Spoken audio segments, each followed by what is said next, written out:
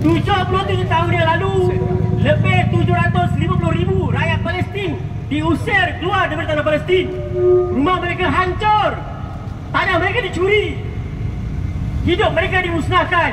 Inilah kezaliman yang pertama yang bermulanya bagaimana penjajah British memberi ruang kepada penjajahan dan juga pengusiran dan juga pembersihan etnik, cleansing kepada rakyat Palestin.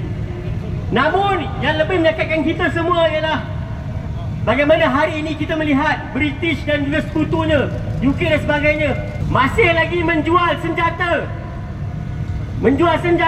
masih berkongsi rahsia-rahsia risikan dan juga menyokong pengoboman dan juga pembantaian ke atas Palestin.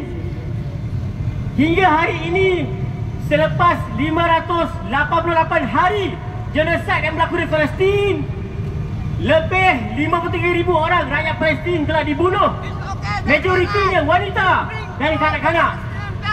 Sampai bila lagi kita nak mengharapkan apa yang berlaku sekarang ini untuk kita bertindak?